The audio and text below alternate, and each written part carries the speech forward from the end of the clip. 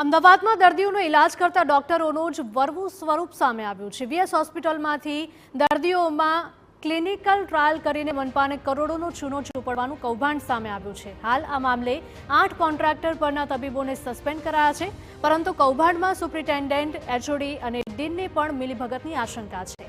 નિયમ મુજબ હોસ્પિટલની ઇન્સ્ટિટ્યુશનલ એથિકલ કમિટી હોવી જોઈએ, પરંતુ તે હતી જ નહીં।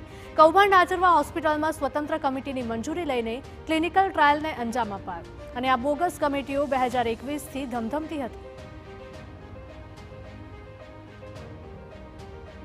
વીએસ હોસ્પિટલમાં દવાના પરીક્ષણ મામલે એથિકલ કમિટીમાંથી સભ્યોને સસ્પેન્ડ કરવામાં આવ્યા છે। આપણી સાથે ડૉક્ટર એમ પ્રભાકર સાહેબ છે, તેમની સાથે વાત કરીશું। સૌ પ્રથમ તો એથિકલ કમિટી કેવી રીતે નિર્માણ થતું હોય, કોણ સિલેક્ટ કરે? હું આપને જણાવું કે કોઈ બી મેડિકલ સંસ્થા હોય અને એને કંઈક કોઈ પણ જાતનું રિસર્ચ કરવું હોય કે ડ્રગ ટ્રાયલ કરવો હોય કે થીસીસમાં એની મંજૂરી લેવી હોય, કોઈ રિસર્ચ પેપરની મંજૂરી લેવી હોય, તો તમારે એ ઇન્સ્ટિટ્યુશનલ એટલે એ સંસ્થાની એક એથિકલ કમિટી બનાવવાની જરૂરી હોય છે અને આઈસીએમઆર કે ઇન્ડિયન કાઉન્સિલ ઓફ રિસર્ચ પ્રમાણે એનું કમ્પોઝિશન ફિક્સ હોય છે અને એની ગાઈડલાઇન પ્રમાણે આ કમિટીની રચના કરવામાં આવતી હોય છે। આ કમિટીમાં સભ્યો કોણ કોણ હોઈ શકે છે, કોણ નિયુક્ત કરતા હોય છે? આ સમિતિમાં જે તે સંસ્થામાં એનું એક લીગલ બરાબર ફોર્મેટ છે। મિનિમમ 7 સભ્યો હોવા જોઈએ। એમાં એક ચેરમેન હોય, એ ચેરમેન હંમેશા બહારનો વ્યક્તિ જ હોય, એ સંસ્થામાંથી ના હોય અને એ સંસ્થાનો વડો પણ ના હોઈ શકે। બીજા જે સભ્યો છે એમાં 3 સભ્યો એક એ સંસ્થાના ક્લિનિકલ સાઇડના હોય અથવા બહારના પણ એને ક્લિનિકલ સાઇડના સભ્યો હોઈ શકે।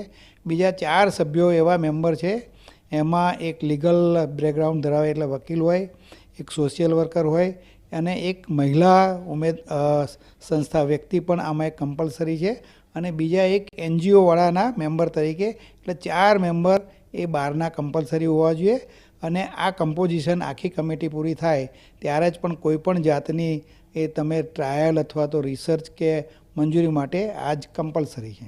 એથિકલ કમિટીની કામગીરી કયા રીતની હોય છે અને જવાબદારી શું હોય છે? જ્યારે કોઈ પણ ટ્રાયલ અથવા તો કોઈ પણ રિસર્ચ પેપર કરવાનું હોય ત્યારે આ લોકોને એથિકલ કમિટીમાં રજૂ કર્યા પછી જ એના ઇમ્પ્લિમેન્ટેશન થતું હોય છે। એથિકલ કમિટીની કામગીરી બાબતે એચઓડી, સુપ્રિન્ટેન્ડન્ટ કે ડીન અજાણ હોઈ શકે ખરા? સંસ્થાના વડા અને જે પણ આના મેમ્બર હોય, કારણ કે સંસ્થામાંથી પણ મેમ્બર હોય અને કોઓર્ડિનેટર અને મેમ્બર સેક્રેટરી પણ સંસ્થાનો હોય, એટલે યુઝ્યુઅલી એ લોકો જે સંસ્થાનો વડો હોય એ ડીન હોય અથવા તો સુપ્રિન્ટેન્ડન્ટ એને જાણ તો કરતા જ હોય છે, એટલે એ અજાણ હોવાની કોઈ શક્યતા નથી। ફાર્મા કંપની જ્યારે રકમ ચૂકવતી હોય છે તો તેની ફોર્મેટ શું હોય છે, ફોર્મ્યુલા શું હોય છે, કેવી રીતે રકમ ચૂકવવા? કોઈ પણ ટ્રાયલ અથવા તો જે એથિકલ કમિટીમાં આવે ત્યારે એક લમસમ અમુક એમાઉન્ટ એ લોકો કંપની અને સંસ્થા જોડે નક્કી થતું હોય છે અને એનું જે પેમેન્ટ હોય ડાયરેક્ટ સંસ્થાને મળતું હોય છે।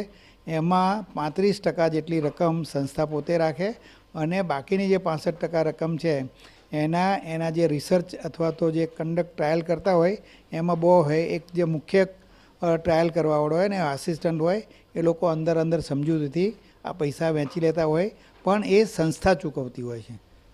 આ જે ફોર્મ્યુલા છે તે સમગ્ર જગ્યા પર સેમ જ હોય છે? યુઝ્યુઅલી જે આ ફોર્મેટ છે એ લગભગ સરખું જ હોય છે, બધા લગભગ એનું ઓબ્ઝર્વ કરતા હોય છે। ક્યાંક જ કદાચ વાયોલેટ થતું એવું મને ખબર છે।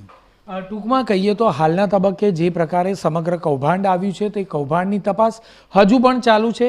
કેટલાક વ્યક્તિઓ સામે પગલાં લેવામાં આવ્યા છે, પરંતુ હજુ ઝીણવટભરી તપાસ તમામ કોર્પોરેશનની હોસ્પિટલોમાં કરવામાં આવે તો અનેક વ્યક્તિઓ સંડોવાયેલી હોવાનું સામે આવી શકે છે। કેમેરામેન નટવર પરમાર સાથે જિગ્નેશ પટેલ, TV9 અમદાવાદ।